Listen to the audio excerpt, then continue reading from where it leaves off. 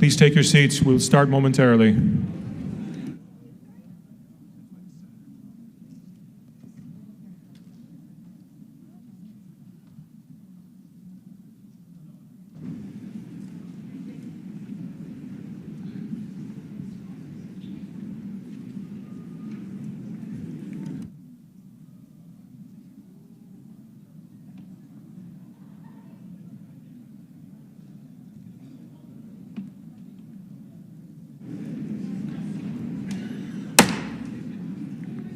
The House will please come to order. The joint session of the 56th Legislature, second regular session, is called to order. I'm going to call on Mr. President Peterson to say a few words. Thank you, Mr. Speaker. The Senate looks forward to working with the House and you on a very successful session and to accomplish our vision for Arizona. Our plan is one that anyone can get behind. A structurally balanced budget, lower gas prices, teacher pay raises that put Arizona above the national average, the ability for every child in the state to be in a great school, draining politics out of the classroom and focusing on reading, writing, math, and ready-to-work skills, law and order.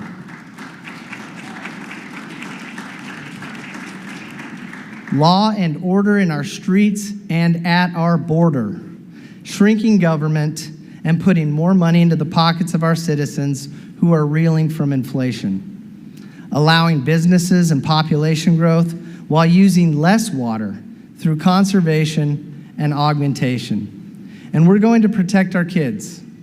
We will increase penalties against those who commit sex crimes against children.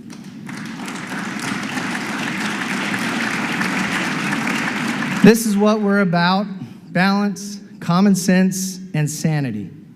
These are some of the things that you can expect to make it to the governor's desk.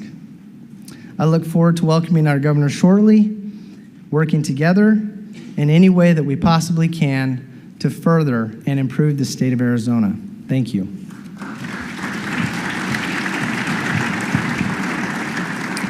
Thank you, Mr. President. I agree with everything you said there, and would add that any effort to eliminate or undermine parental choice in education will not succeed in this legislature. Arizona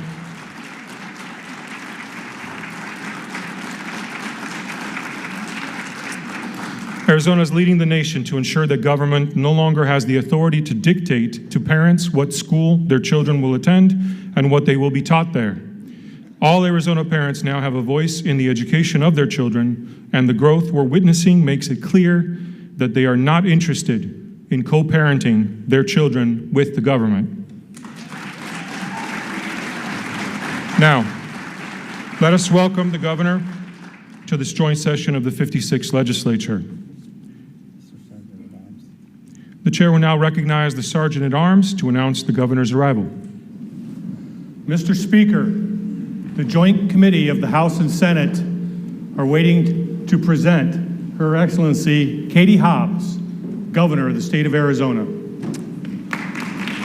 Will the members of the Joint Committee please escort the governor to the right of the podium?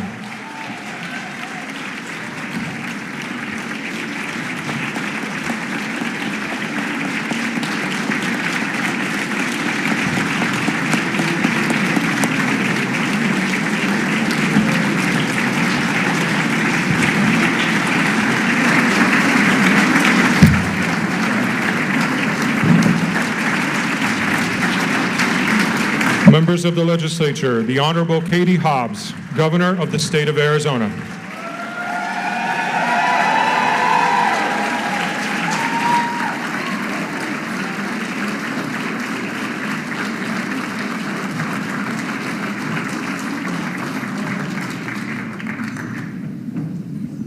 Thank you.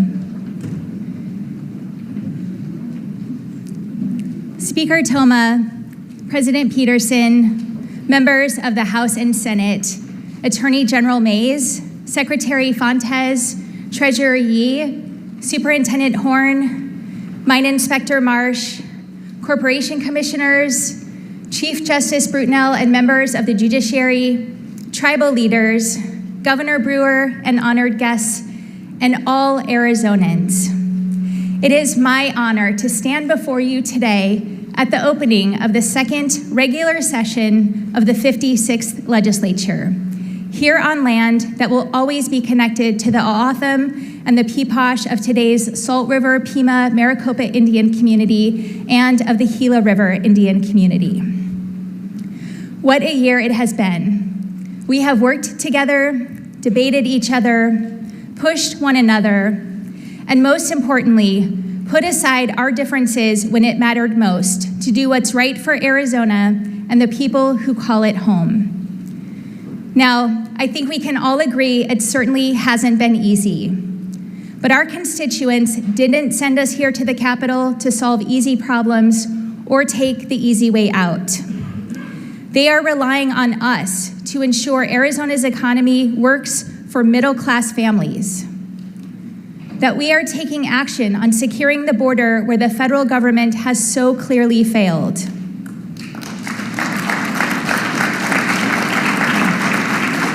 That we continue creating good-paying jobs for working-class Arizonans. That we help lower costs on everyday items. That our water future is secure. That our schools are safe and places of opportunity. That healthcare is accessible for those who need it and when they need it. And that our rights and freedoms are protected.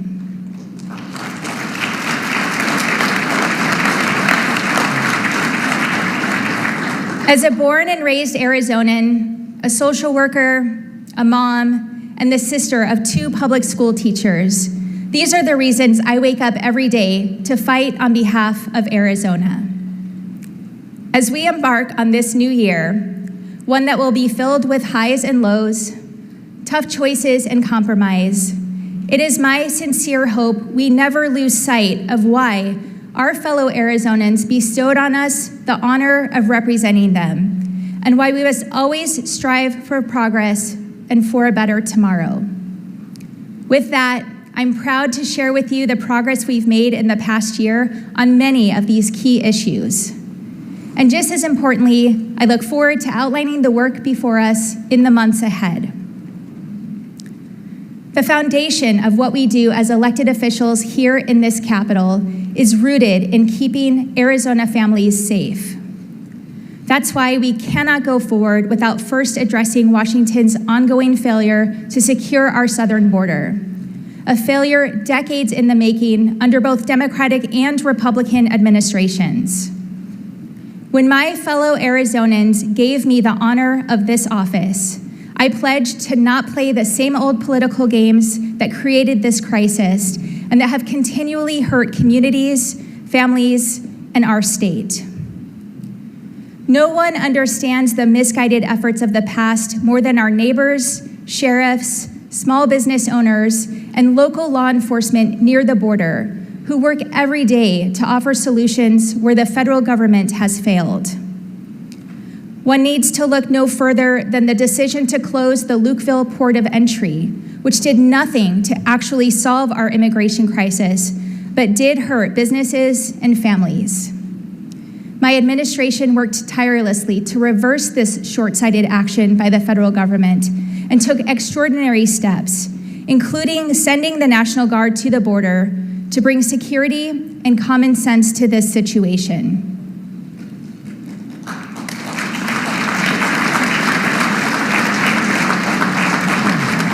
Day in and day out, I hear from leaders on the border who need support because they are stepping up where the federal government can't or won't.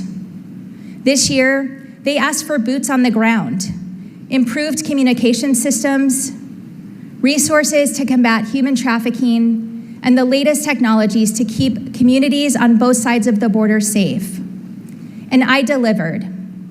By refusing to waste money on cheap political stunts, we awarded over $84 million to help border communities manage the massive influx in migrants.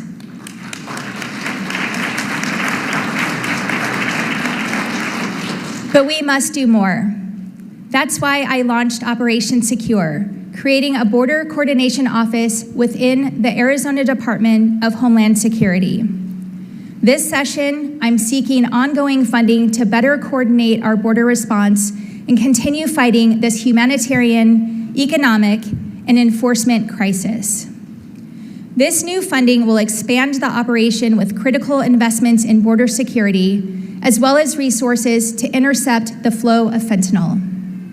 Every Arizonan should know we are taking significant and meaningful steps to keep them safe, even when the federal government refuses to.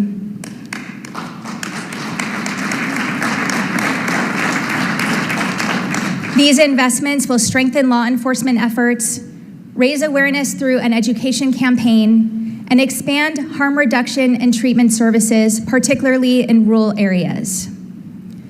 Together, let us continue to find real solutions, support law enforcement, first responders, and community leaders who are on the front lines of this issue, and push Washington to do its job to secure our border.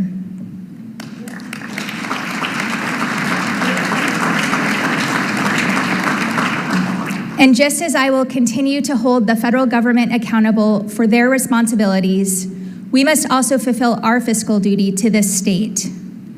We face an approximately $850 million shortfall between this fiscal year and the next. And make no mistake, it will take all of us working together to solve this gap without harming Arizonans. To all those who call this state home, let me share this message. We will not shirk our responsibilities, and we will not kick the can down the road for our children and the next generation to solve. And we will not cut spending on vital services.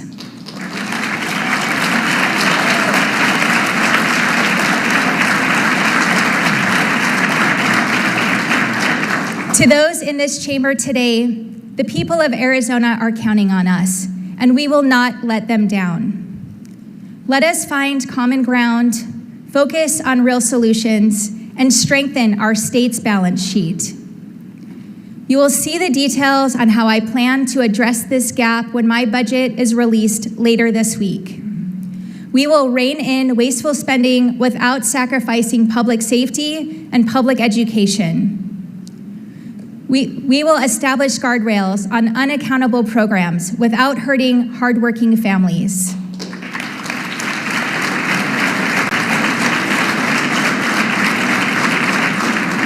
And we will tighten our collective belts through increased efficiencies and innovation without gutting programs that support small businesses, seniors, and those in need.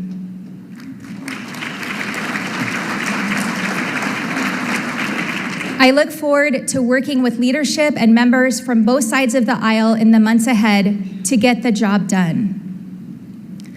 Despite our budget issues, we have much to be proud of in our amazing state. Nowhere is it more apparent that the state of our state is ascending than in the unprecedented strength of Arizona's job market and the record investment in our economy. Let us celebrate that today, more Arizonans are employed than at any point in our state's history.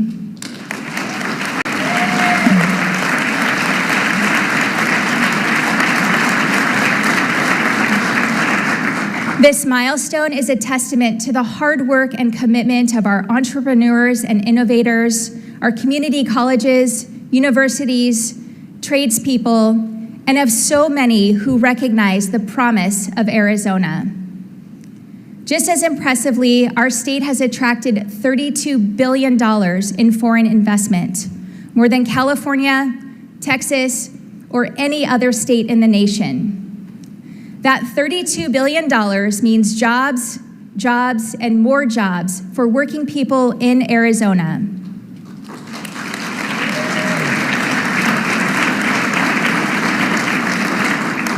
We created over 56,000 jobs in 2023, and we're just getting started. Arizona leads the way in attracting the high-tech and advanced manufacturing businesses that are building our nation's future. I'm proud to say these achievements were possible because of partnerships between the public and private sectors. We should applaud the chambers of commerce and economic development groups across the state, and most particularly the Arizona Commerce Authority, for their tireless efforts to attract new, high-quality jobs that can be life-changing for families and transformational for communities. With this continued success, there's no question we must pass continuation of the Arizona Commerce Authority.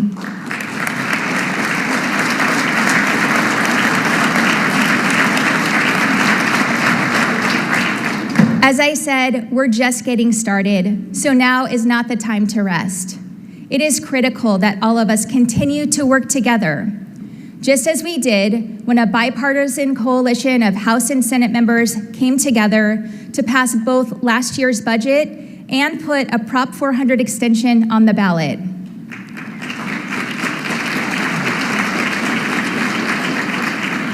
Rather than letting partisan politics prevail, we stood together, helped ensure the continued success of our state, and enabled more Arizona families to prosper.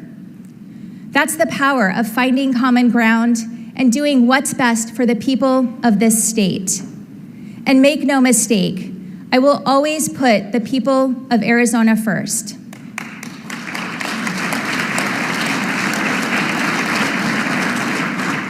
That's why I've taken action to ensure our strengthening economy provides opportunities for any Arizonan who wants to succeed.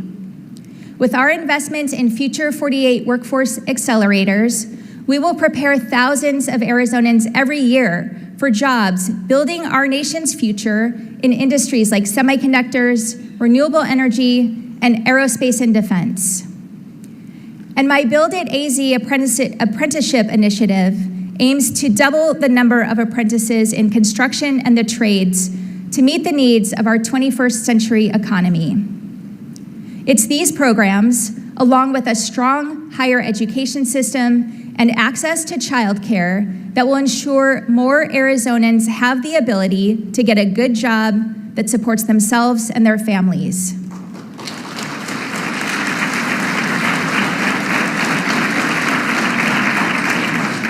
And we will continue this success by building the infrastructure and deploying the technology needed to expand high-speed internet to every community across our state, with the nearly $1 billion Arizona will receive.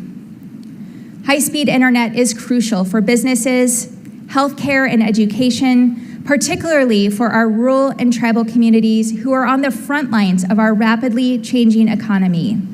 We must build fast, reliable, and affordable broadband access for every Arizonan, no matter where they live.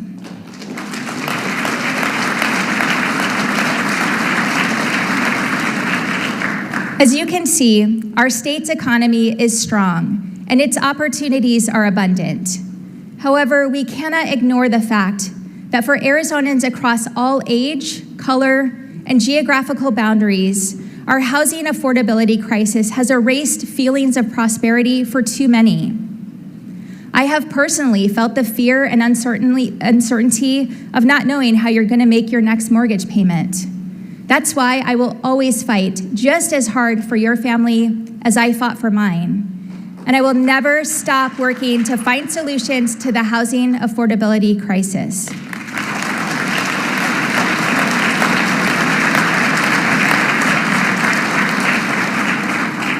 This past year, I worked with many of you here at the legislature to find new and effective ways to address this issue. We directed $150 million to keep more Arizonans housed through rental assistance programs. We allocated money to provide legal aid for up to 1 million more Arizonans who are facing eviction or housing instability. And we made a historic investment to create more housing that's actually affordable for middle-class families.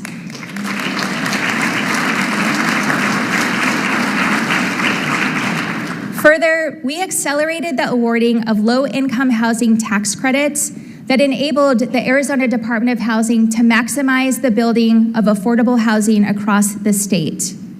This particular effort led directly to 15 new affordable housing developments, half of which are in rural communities.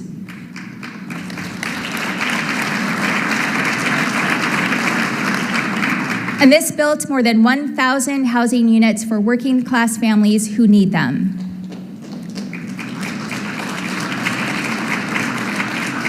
These actions should only be the first of many we take to help ensure longtime residents, young professionals, and middle-class Arizonans are protected from being priced out of the communities and state they love.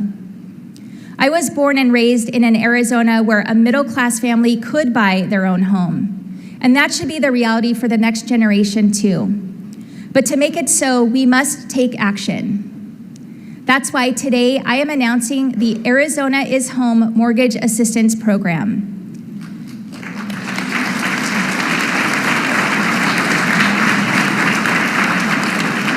This program will help working class families throughout the state with down payment assistance and mortgage interest rate relief.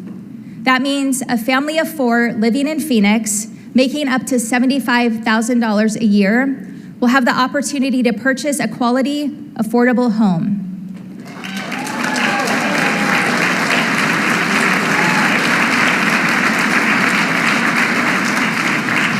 And we will enhance homebuyer assistance for our state's rural communities by providing access to less costly home loans for working class households.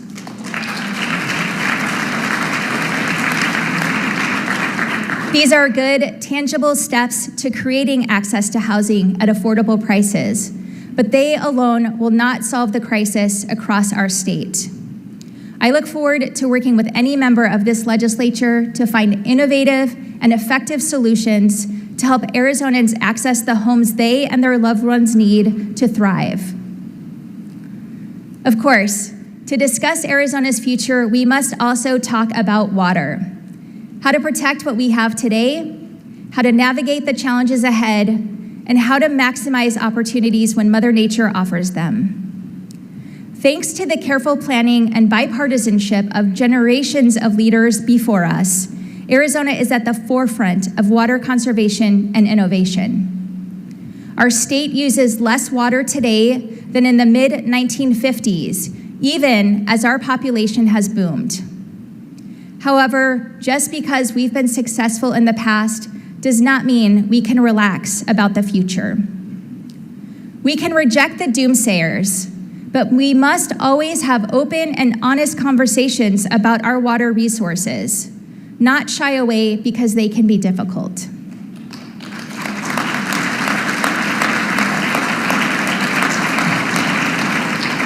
As the first year of my administration has shown, I will take decisive action to protect Arizona's water future.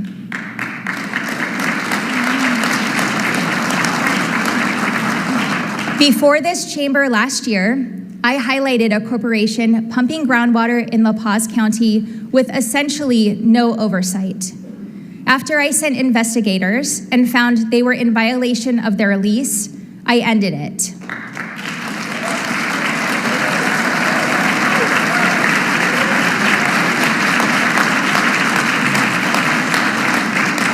And as of next month, all Butler Valley leases held by this entity will be terminated, protecting water for nearby communities.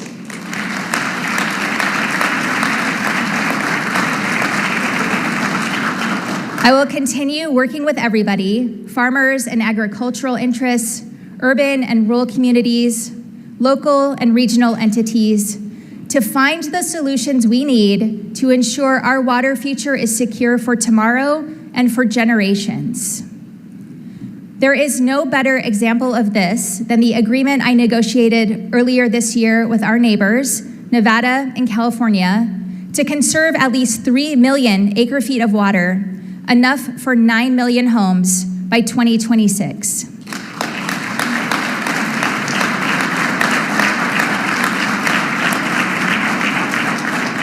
With this historic agreement, we stood up to the federal government's egregious plan to slash Arizona's water, and we safeguarded our natural resources.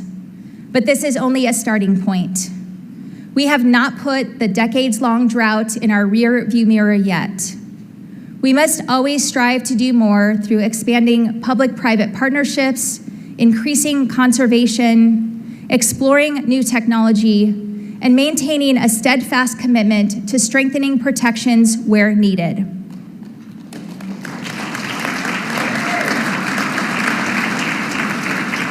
The Bipartisan Water Policy Council I created last year, comprised of water leaders from across the state with a wide range of experience, has embodied this spirit with a series of common sense recommendations to secure our water future. For decades, rural Arizonans who have begged, demanded, and fought to protect their groundwater have been ignored. Now, after 40 years of waiting, it's time we finally take action and update our groundwater management laws.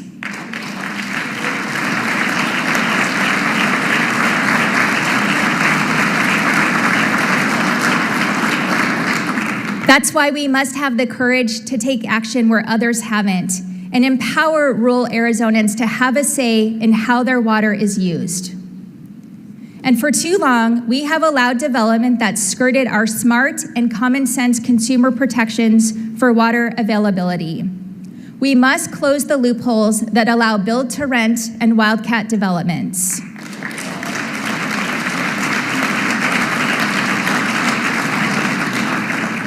Our water rules give families and businesses confidence to invest in our state, and we cannot continue to let individuals and corporations exploit these loopholes and rob us of our water future.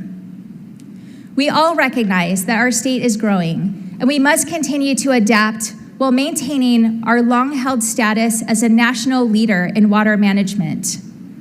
Our water standards are the key to our strong economy. I refuse to sacrifice them for unchecked growth. But I will continue in Arizona's bipartisan tradition of growing our economy while protecting our state's most precious resource. In that vein, I have directed the Arizona Department of Water Resources to finalize a new pathway for water providers and communities who have historically relied on groundwater resources. This new alternative designation of water resources program will provide an opportunity for these entities to achieve a 100-year assured water supply by contributing new water sources and reducing groundwater pumping, which will help ensure our future growth is both smart and sustainable.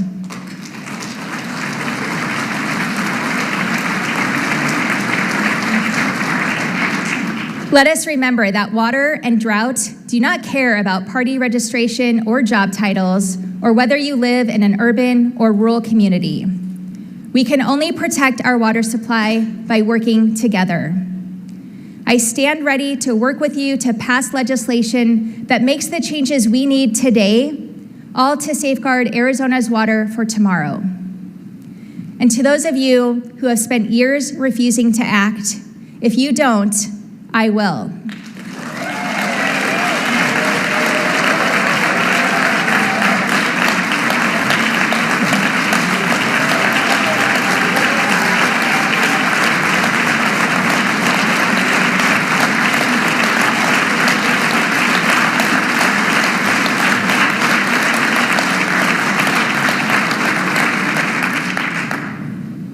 I was born and raised in Arizona, and I chose to raise my family here. My kids attended public schools, and I'm the sister of 2 public school teachers. I know what having a high-quality public education can mean to millions of Arizonans. But sadly, we too often fall short. We must continue investing in our public schools to ensure Arizona truly is the best place to raise a family.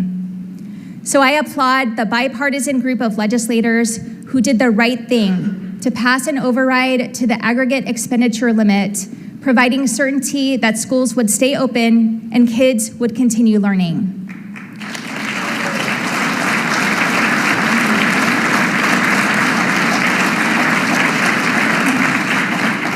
And I stand ready to work with legislators to find a permanent solution going forward.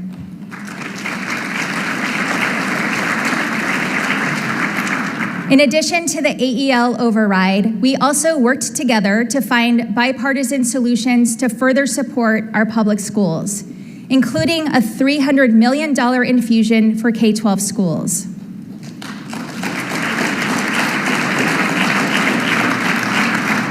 Let's build on that success and send an even stronger Prop 123 to the voters, one that will provide our public schools another decade of funding certainty.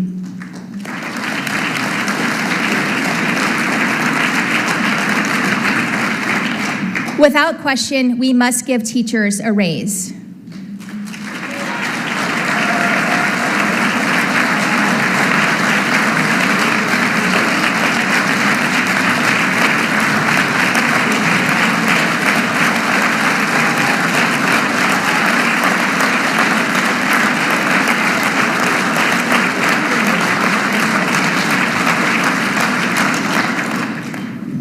But we must also hear the Arizonans asking us to do more. Let's take this opportunity to increase compensation for teachers and the support staff who are all critical for student success.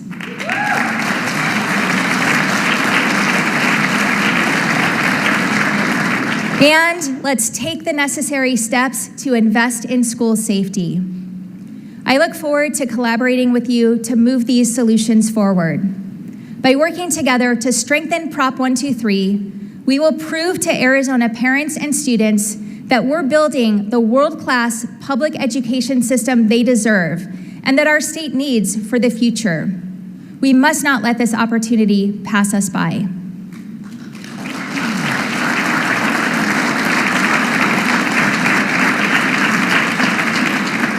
In this upcoming session, we must also address the long-term health of our K-12 schools, which means we must address the lack of accountability and transparency in Arizona's ESA program.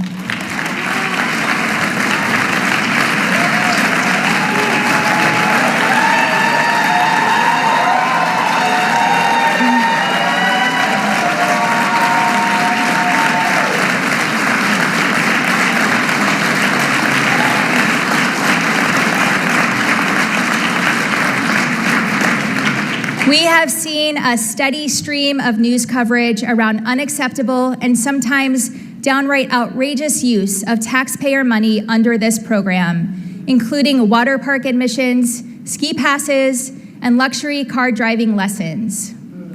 It is our responsibility as stewards of this state to put in place guardrails to ensure taxpayer dollars dedicated to education are used properly.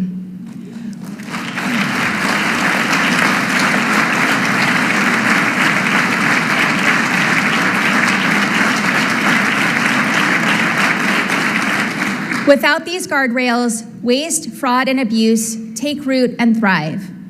That's why we must take action to bring transparency and accountability on behalf of Arizona parents and all taxpayers.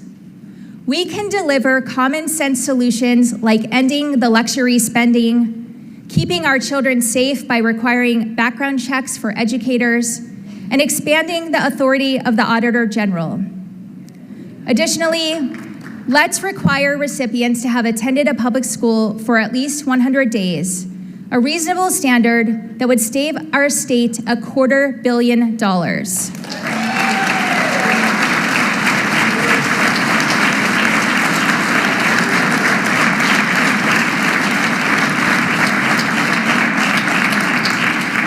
My message to parents across Arizona, whether your family takes part in this program or not, now is the time to advocate for accountability and transparency, not a blank check.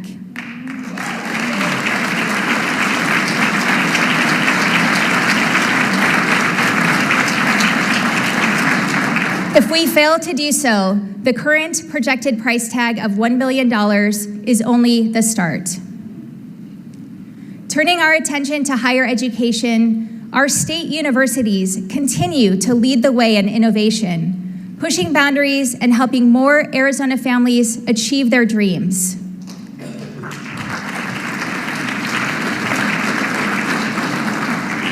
This can be seen in our AZ Healthy Tomorrow initiative, which will produce over 2,500 more healthcare professionals every year.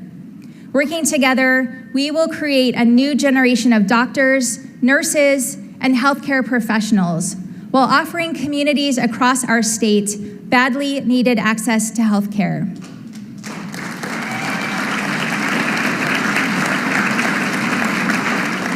We are early in this journey, but we should be proud of our state universities for their steadfast efforts to build a better tomorrow for Arizona.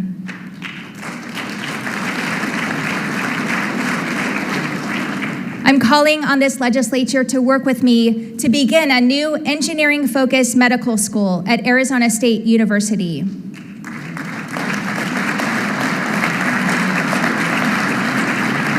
To double the size of University of Arizona medical schools, and to start a new medical school focused on serving rural and tribal communities at Northern Arizona University.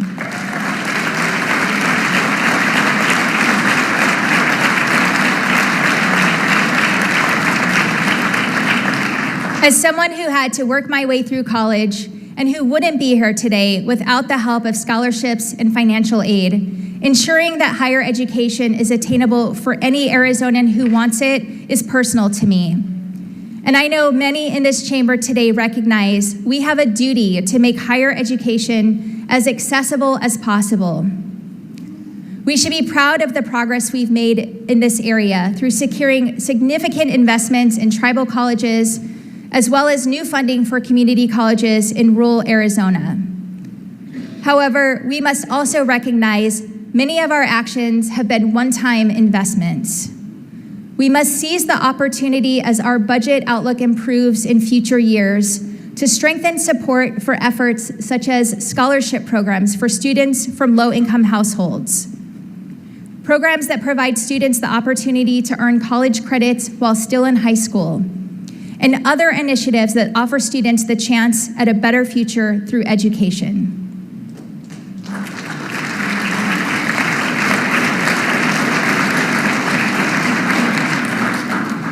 Supporting Arizona families also means protecting our loved ones throughout their time on this earth.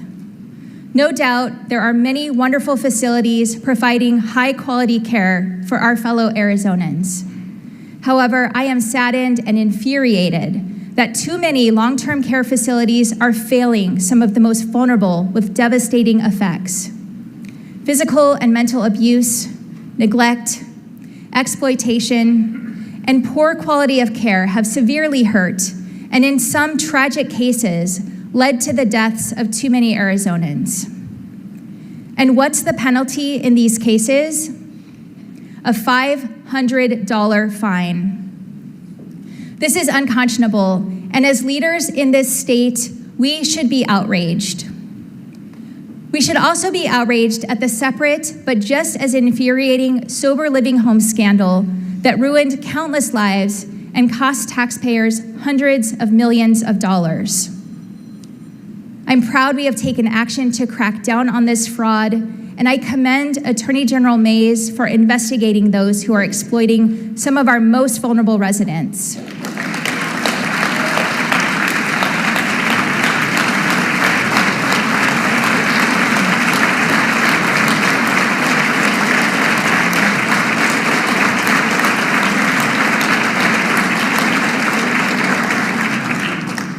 The individuals behind these scandals will be held accountable, but it is also apparent we need to provide additional tools to go after bad actors who take advantage of those in need.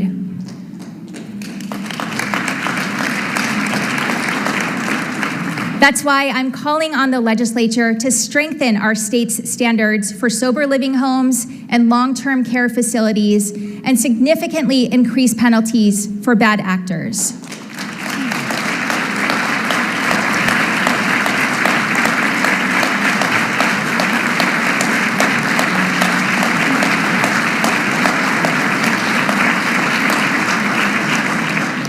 I am putting forward a package of bills that will ensure facilities cannot hide behind or erase their violation history.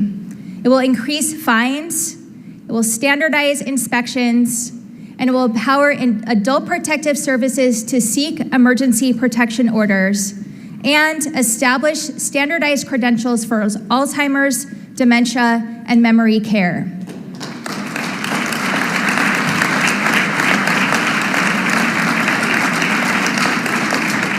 Protecting Arizonans in long-term care and sober living facilities shouldn't be a partisan issue. Let's work together to support this legislation and continue to seek solutions so we can ensure every resident can live in safety, free from neglect and abuse.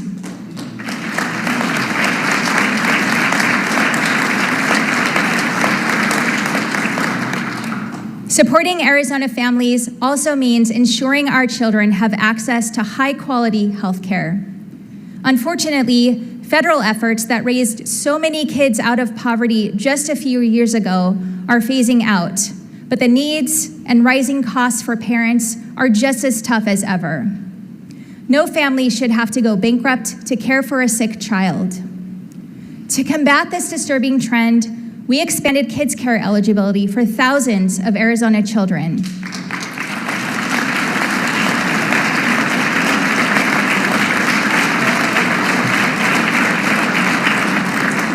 Enabling them to receive the care they need, whether it's routine checkups or life-saving procedures, without forcing their parents into mountains of debt or heartbreaking GoFundMe campaigns.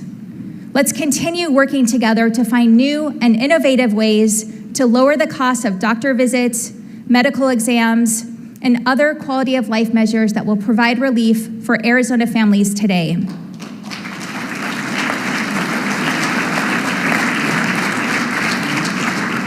Another area where we can provide relief and make a huge difference in the lives of Arizona families and seniors is by driving down the price of prescription drugs.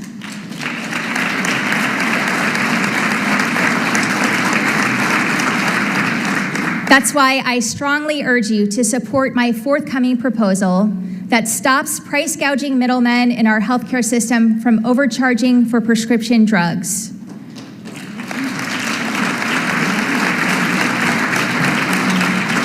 Requires justifications for price increases so Arizonans aren't hit with surprise costs, and establishes the new Prescription Drug Affordability Division, which will cap prices on commonly used drugs like insulin and prevent outrageous price hikes.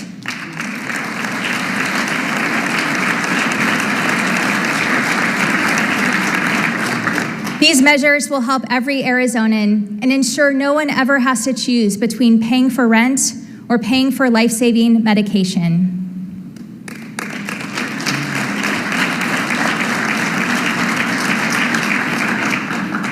I believe that fighting for Arizona families is the foundation of what we do as elected officials. And I truly believe that fighting for Arizona families means defending every individual's right to make their own reproductive health care decisions.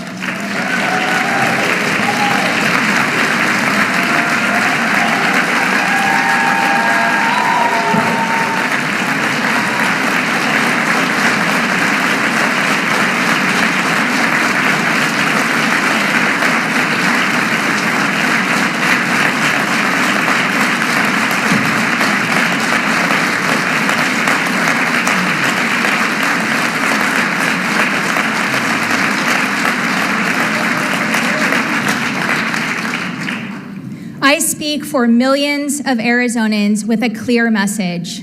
These deeply personal decisions should be made between a woman and her doctor, not politicians and the government.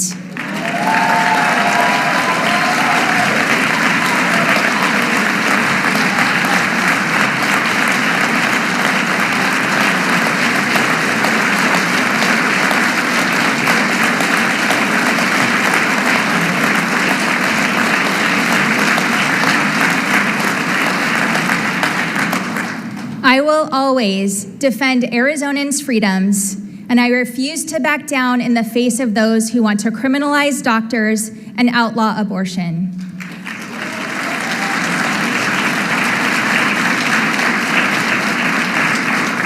That's not happening on my watch.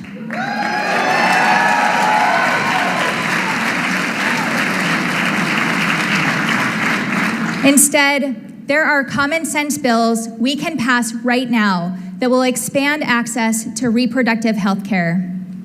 Arizonans across the political spectrum agree that we should repeal the 1864 abortion ban once and for all.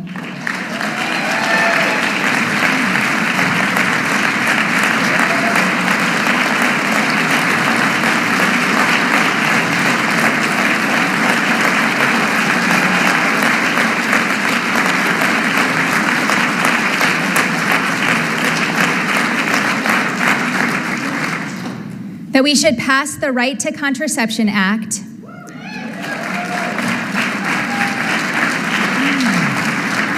and we should stop government overreach that invades women's privacy by collecting and publishing data on every abortion in Arizona.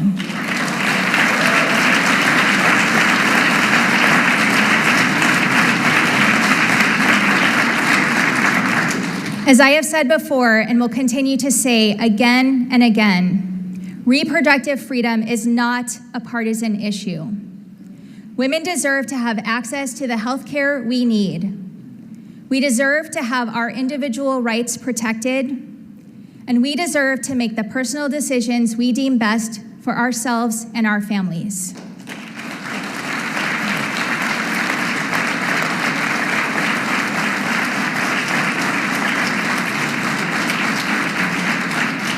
Now is the time to do what's right. Now is the time to pass these critical policies. Now is the time we stand up for Arizona families.